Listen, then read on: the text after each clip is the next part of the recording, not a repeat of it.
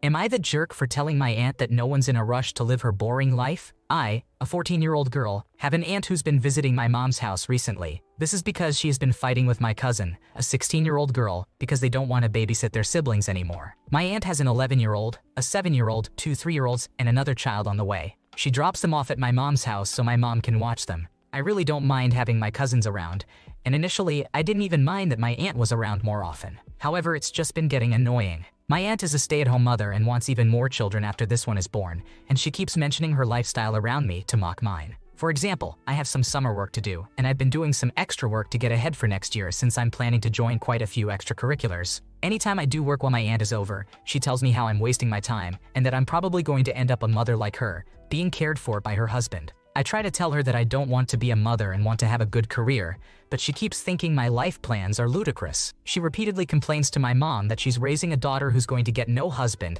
and tells my cousins that I'm being a bad influence and that family always comes before work or school. It's gotten to a point where my mother has been telling my aunt to stop talking about her children. I have an older sister she complains about too because my aunt keeps talking about how bad my sister and my choices are and how horrible a mother my mom is for not teaching us that family should come first.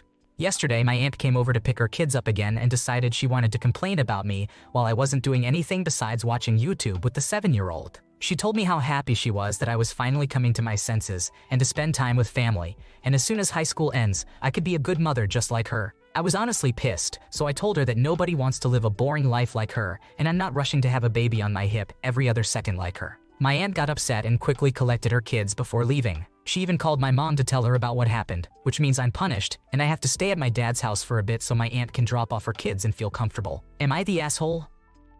In my opinion, you have done nothing wrong here. Your aunt can criticize you all she wants, but you're not allowed to say anything back? That doesn't seem fair, especially when she isn't even handling her solemn responsibilities well and freeloads off your family. Your mom not wanting you to be disrespectful is understandable, but she should also stand up for you and tell your aunt to shut up. Ignoring your aunt's stupidity and standing up for yourself is the right move. Am I the jerk for not bringing Indian food to a potluck? I, a 27-year-old female, recently moved to the United States from India for my master's degree. I have been working part-time, and my experience so far has been a mixed bag. During my first week at my job, I faced many microaggressions, particularly towards my cultural background. Some remarks about Indian food and culture from my colleagues were completely unwarranted.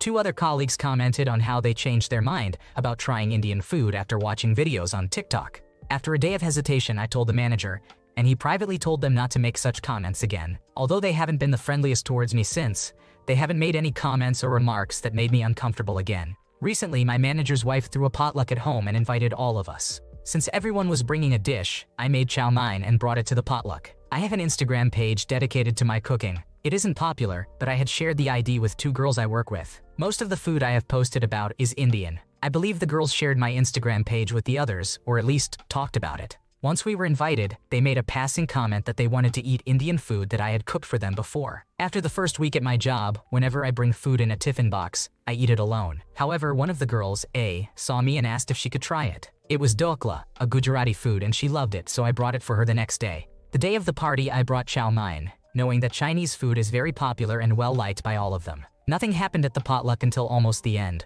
when B made a comment about expecting that I would bring Indian food. Some others shared that sentiment. I said that I wasn't sure everyone would enjoy it since I know some don't like Indian food and are not open to trying it. Was it petty? Yes, but I didn't want anyone to feel entitled to me cooking Indian food for them after my first week at the job. I told A and B later that I would invite them to my house and cook some of my favorite Indian recipes, and they seemed very happy. But the next day at work, things seemed awkward, and my manager said that my comment at the potluck had made his wife feel bad. Another person, C, stopped me later and said that I need to get over what happened, or otherwise it would ruin the atmosphere for everyone again. I feel slightly angry and embarrassed. Am I the asshole? In my opinion, you have done nothing wrong here. You can bring whatever you want to a potluck, and your coworkers need to leave you alone. It's rude to expect Indian food and then comment on it negatively. A truly welcoming workplace would have a friendly discussion about what types of food to bring, rather than making you feel like an outsider. Am I the jerk for not making a bigger deal out of my half-sister celebrating the end of my parents' marriage? My parents announced 2 months ago that they are getting divorced. I, a 16-year-old female, did kind of see it coming, but it still makes me sad. My half-sister, a 25-year-old female, has been celebrating ever since she heard. She cheered when our dad told her. She is gloated in my mom's and my faces. She told mom she can forget about being a part of her life or going to her wedding now since my half-sister is engaged. My half-sister always hated that dad remarried after her mom died when she was 5, and she said she never wanted to have my mom or me around. She was always praying for the end of the marriage. She used to try and break them up in the past. Dad would get so mad and frustrated with her, but she never let the dream die, and now her dream has come true. The last time Mom or I saw my half-sister was when Dad was moving out. She stopped by briefly, and she gloated so hard.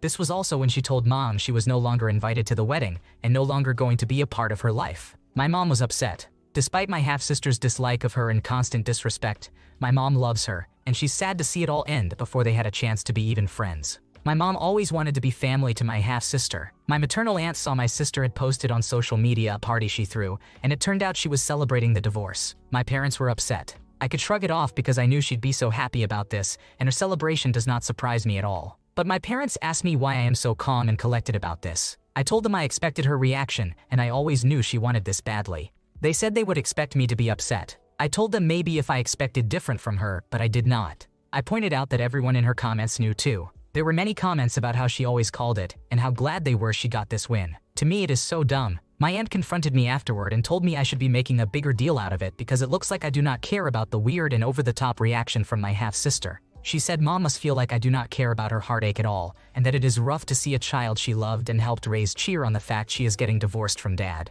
Am I the asshole?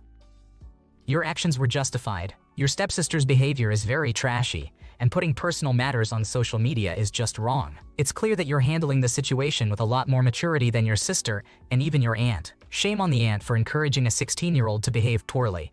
It's too much to ask for someone just trying to live their life and grow up. Am I the jerk for asking a trans person to walk me home? Am I the jerk for asking a transgender man to walk me home? I, a 20-year-old female, was invited to visit my 24-year-old sister and her friends from university. I knew a couple of them, and I was more familiar with one of them, a transgender man, than the others. Some of the friends were new to me. On the second day, we all went out for drinks to celebrate finishing university. We had eaten out during the day, and I suspected that I had been accidentally given some gluten or experienced gluten cross-contamination, so I wasn't feeling well and felt worse as the time went on. I have an intolerance, so I was not in danger, just feeling nauseous with stomach pain and cramps. One of my sister's friends, whom I'll call Alex, around 25 years old, seemed to like me and had been trying to flirt despite me telling him I wasn't interested. I said I was going to walk back to their apartment where I was staying as I wasn't feeling well. I knew roughly where we were and where I needed to go, and I was happy to go alone, maybe a 10-minute walk. I also had my phone with Google Maps if I needed it. Alex immediately wanted to walk me home, and I tried to gently say I was fine,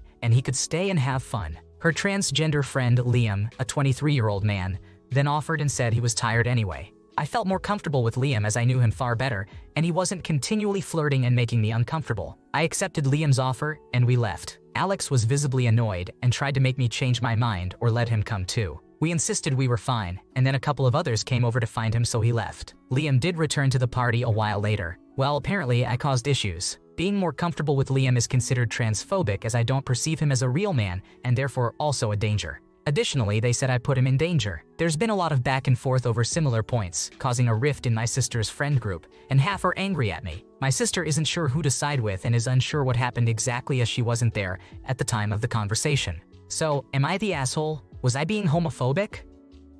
You weren't comfortable with Liam walking you home due to him being trans. You made a choice between one male who was flirting and making you uncomfortable and a second male who you knew and felt comfortable with. Your sister's friends are projecting their own internalized discriminatory beliefs onto you. This is a baseless accusation, and they're just trying to find any way they can to fault you.